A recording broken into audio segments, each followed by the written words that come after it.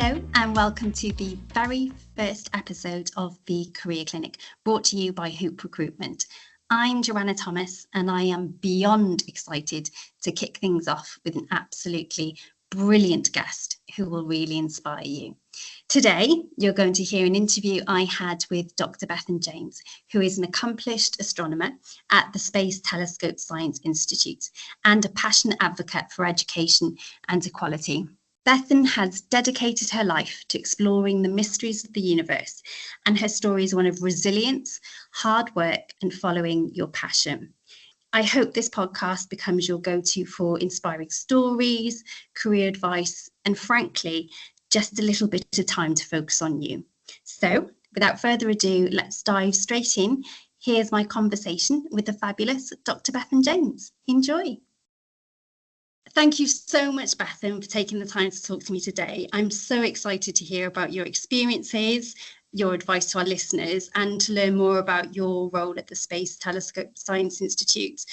It's honestly really incredible to have the chance to hear about everything that you've accomplished. And I've looked at your CV and it's quite extensive.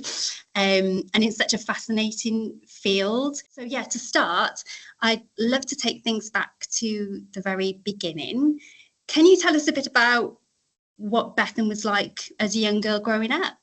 I grew up in a housing estate in Pentwyn in Cardiff, with a single mum and my brother in the house, and it was great. I had a lovely childhood. It was a lot of fun. I went to an amazing school called Howells, and growing up in Cardiff was a great time in my life. We worked hard and we play hard, and and then I left Cardiff when I was like 18 to go to Bristol and start my major education into astronomy. But growing up as a girl, I think I took school pretty seriously, but I also had a lot of fun in it. I was always kind of wanted to have a balanced life, Right. But also I was always very aware that I was coming from quite an underprivileged background. And so I knew that I needed to keep high grades and make sure that I was kind of shining on the achievement front so that I knew that I could do what I wanted to do when I was older. I was always told that, if you did the best you could, then you can choose what you do when you're older. And that was my goal, really. Were you always drawn to science? Was that totally your focus then when you were in school? Was it science? Or you said you were balanced. So did you have interests outside of science then? Yeah, I did actually. Like, I absolutely love science. It was my drive. That was like what kept me thinking at night about physics and astronomy and maths and things like that. But in school, I did as much art and drama as I possibly could as well, because that's where I had so much fun and I really get to let loose. And, being on stage or hanging out with friends and in art class and things like that. I loved that so much. And I always felt quite torn between the two sides of everything.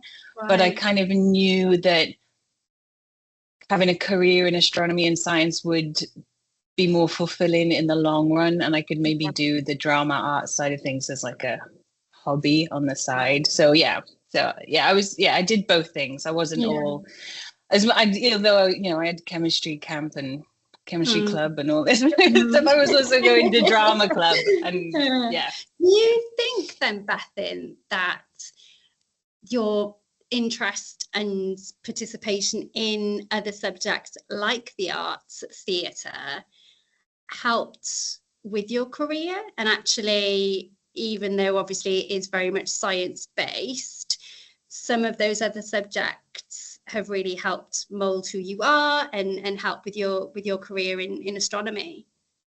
Absolutely. And I cannot push it enough. So whenever I give a talk, and I talk to I'll talk between 10 people and 500 people when I give talks, and I'm always a little bit nervous. And the way I used to get through it is by pretending I was somebody else. Like, I was on stage in a drama production and I was like, I'm going to pretend to be this awesome astronomer so that I wouldn't get nervous. And it totally helped me perform on stage, which I have to do quite regularly.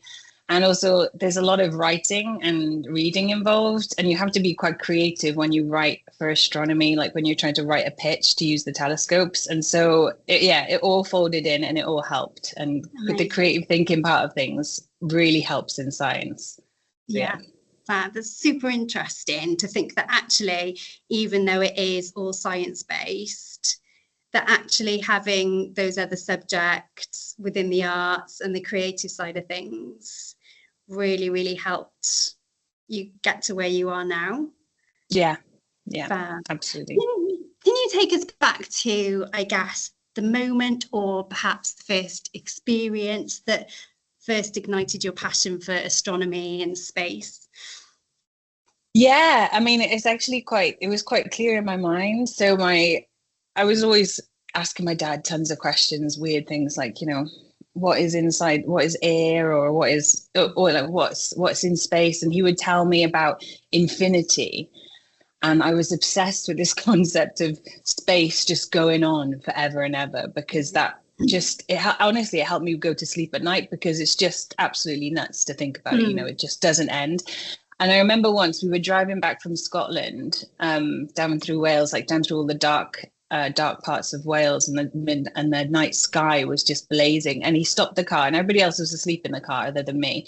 And he took me outside on the hard shoulder, and he showed me the Milky Way going across the night sky, and I was absolutely hooked, Joe. Like, wow. It was just mind blowing. And then we just were talking about space all the time, and so yeah, I think my dad was like the major spark.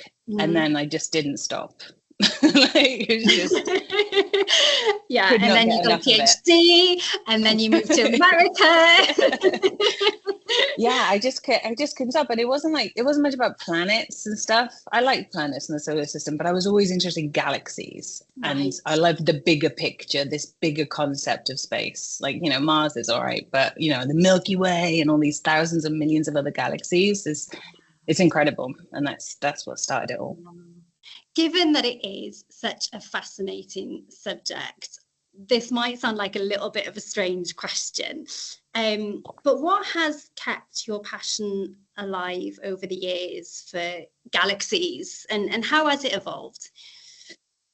Well, I think it's probably the fact that we every kind of 5 to 10 years, we'll launch a new telescope, or we'll build a new telescope, and every single telescope is designed specifically to do new and better things. And so there are, like, for example, questions that I was answering, or I was asking when I was doing my PhD, that I'm now being able to answer because we've got James Webb Space Telescope online. And that's actually being able to, for example, when I started my PhD, we were just getting images, like fuzzy, blurry images of these first galaxies, like a few pixels. And now we're getting these like high structured, in-depth views about these first galaxies that have ever evolved. And we can actually take them apart in detail. And so it's incredible. Like, you can't, like, you keep on asking questions, they answer your questions, but then we also find out new things that we weren't expecting. So we're at the moment, we're having to re-ask a bunch of questions, because we're like, actually, we don't really understand how the first galaxies evolved. We thought we did, but now we've got James Webb, we actually don't. So the field just keeps on pushing itself, and so it doesn't end, really. Super exciting, and it doesn't end, just like infinity. No, just exactly. That's what I mean. There's so much to give in space. Your journey into astronomy is fascinating. Obviously you grew up in Cardiff. You're now living in America, working for the Space Telescope Science Institute. And I know that there will be listeners who will be really interested to find out, how have you got to where you have today, Beth? Yeah, so I can start at the very beginning. I mean, I got my master's in Bristol, and then I applied to do a PhD in London, mostly because I was really interested in galaxies, and that was where I could do a PhD in a specific topic of starburst galaxies. So I kind of knew early on what exactly I wanted to look into. And then after your PhD, you do postdoc positions. So you'll do you'll get paid to do a research project for somebody else. And then I got to go to Space Telescope then. And that just ignited me even more. I wanted to do more. I was doing somebody else's project, And as you're doing these projects, you start thinking about what you want to start looking at. How do you want to use the telescopes? What are your questions? What drives you? And that's why I got my fellowship in Cambridge, which a fellowship is usually where you're doing your own project. They basically let you loose. They're like, you know what you want to do. You're good at what you do. So we're going to give you the time and the money to do it. And so I spent 4 years in Cambridge, leading my own research, building a research group. And then I realized that, so basically when you're in astronomy, you either spend half your time teaching, say for a university, or you spend half your time being like an instrument scientist for telescopes. And so I realized that I kind of preferred the telescope side of things. I was more on the instrument scientist side. And so I got a position back at Space Telescope. And I actually work for ESA, the European Space Agency. And so I spend half my time developing instruments and calibrating. I'm a manager now of a group of people who look after one of the instruments on James Webb Space Telescope. And then I spend the rest of half of my time like leading my research group. And so it kind of like evolved. As you go forward and you go further into it, you realize it's not just one path in astronomy. There are multiple paths, and you learn yourself what it is that you like about certain parts of astronomy. And so I realized I love the research, but I also love working behind the scenes and helping design and develop new telescopes. So, amazing. Yeah. And for anybody who's listening and is really inspired and loves space and wants to get into astronomy, what is the reality of the role, Beth? You know, was there anything that kind of came up where you thought, I wasn't expecting this? Yeah, and you know it is. You know, when you tell people you're an astrophysicist, they're like, "Wow, that must be amazing," and it is amazing. It honestly is. You have to take a step back sometimes and think, "Wow, somebody's actually paying me to do this. It's nuts." But on the reality side of it, you know, it's not all groundbreaking discoveries every day. We're working on very detailed questions about instruments or calibrating something. You know, when you're looking at through a telescope into space, it doesn't work out of the box. You've got to make sure that what you're measuring is absolutely perfect. You've got to understand what's going on. And so the, you know, day to day, there's a lot of reading, there's in-depth discussions, there's listening to information, putting it all together. So a lot of problem solving, which is where the creativity comes in again, because you've really got to think outside the box a lot of the time. Wow. It's molding other people. I was surprised by how much emotional intelligence is involved when you get to this level of it, because you've really got to look after groups of people and make sure they're furthering themselves and developing themselves. And when you're doing project management, you've got to, you know, there's a lot of psychology. I'm sure you know this more than me, Jo, of like how to mold groups and make sure people are doing the best. So that surprised me.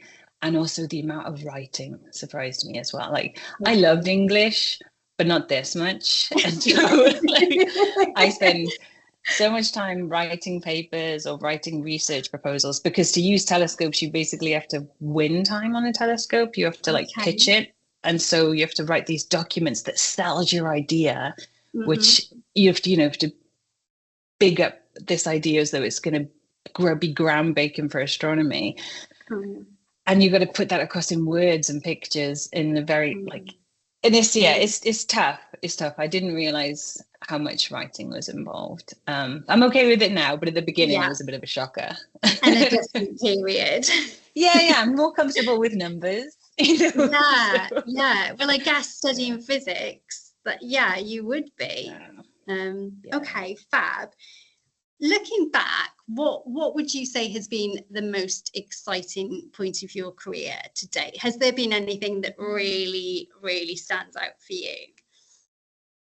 I mean, one of my favorite days of my career so far was when we got the first light from James Webb, and we got to see the first pictures that were coming through of like interacting galaxies, and they were just mind blowing. It was, you'd never think you could see the universe in this much detail. And that was one of there's a few times in my career where I've welled up at space pictures, and this was one of them. I was like, oh my God. That was incredible. I think one of my favorite parts though was, and a few years ago, we got given we won a large amount of time on Hubble to put like a legacy treasury together, because So astronomy's done different wavelengths, and different wavelengths tell you about different parts of, say, stars or galaxies and planets and things. The UV wavelengths can only be seen from space because of the atmosphere on Earth. And so Hubble is our only way to do UV astronomy. And Hubble is on its, it's towards the end of its life now. And so we put together this huge program that said, whilst we've still got Hubble, we need to look at as many galaxies as we can in these specific wavelengths so that we can put together like a catalogue, a treasury for future astronomers. And we did it, and we won it. And so we've spent the last few years really putting this thing. It's called CLASSY, the COS Legacy Archive Spectroscopic Survey. Really rolls off the tongue. Really does, yeah. But honestly, it doesn't sound that exciting for us, but for astronomers, it's been really important. And I think for the future, especially as we lose the UV wavelengths, because the next telescope that we're going to get with UV wavelengths is not going to be till like 2040. And so it was really important that we did it right now. And that's been one of the highlights of my career so far. It's so exciting. You're actually inspiring me, to be honest with you, Beth. I'm thinking, forget the recruitment, I'm going to go back and study astrophysics. Yes. You come work for me. I would love it. I know you're part of the Women in Astronomy Forum, and as a woman thriving in a field historically dominated by men, what hurdles have you faced, and how have you overcome them? And is it still going on? I don't know. Has it changed? Yeah, that's a really good question, Jo, because, it was pretty, like when I started my undergrad, I think it was 1 in 8. I was one female in 8 guys. Oh. And I think from that, even then I was like, I was brought up by a grandmother who would just never even talk about gender, as though it wasn't even a thing of, it doesn't matter that you're a girl or a man, it doesn't matter, just do what you want to do. And that's what I took into my degree with me. I was like, it doesn't matter. I might be 1 in 8. I don't really care about those stats, but I'm going to speak up as much as the next person. I'm going to work as hard as the next person.